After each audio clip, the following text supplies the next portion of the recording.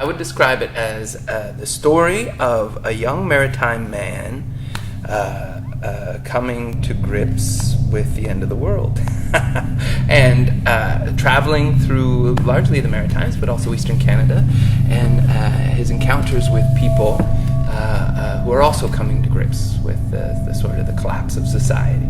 So at the same time, it's sort of these people in an extraordinary situation, but it's also capturing these people in very ordinary situations before the event has happened or as the event is on the margins. So in a way, it's about this huge event, and it's a way it's about these very tiny events. It is actually the portraits of the people. It's how much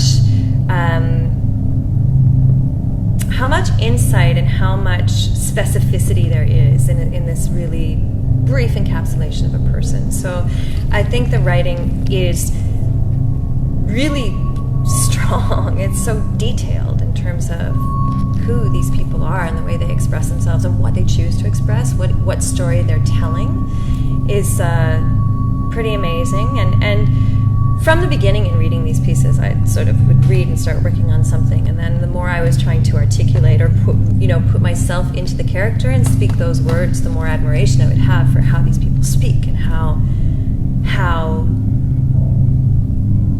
I guess how potent it is. Just, it's very clear. It's economical. Even though there's a lot of text. That's the other thing about this piece, is there is so much text. You're not even becoming familiar with, oh, that's what that guy's about, or that's what that person's talking about, So that'll be interesting too, because then how you're responding on stage, even if you're in a state of active stillness, how you're responding is going to be different every night, because it's just like the energy and the text that you're responding to could be different, even if you're in the same physical position. It's a monumental task, and when I first came in, I was like, I don't know how this is even going to be possible.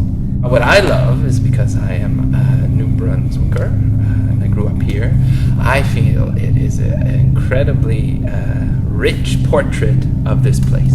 That's what I love about it. It's funny because before coming out here, and people would ask me, I would tell people that I'm going to New Brunswick to do this really exciting show, and I would try to describe it to them, just having read it, obviously. I would say it's a series of monologues that takes 171 pages, and it's about this kid that decides to drive across the country and the people that he meets along the way, and these world events that happen somewhere along the way. I think it's probably best to describe it as an odyssey.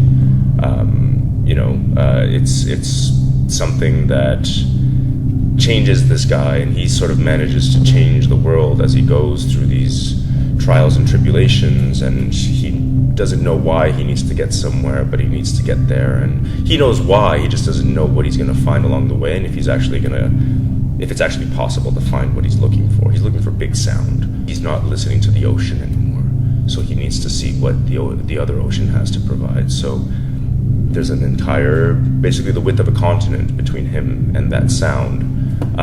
And everything in between. I think the best way to describe it is a modern day odyssey, and we get to meet everybody that he meets along the way himself, and it's a wild ride as well.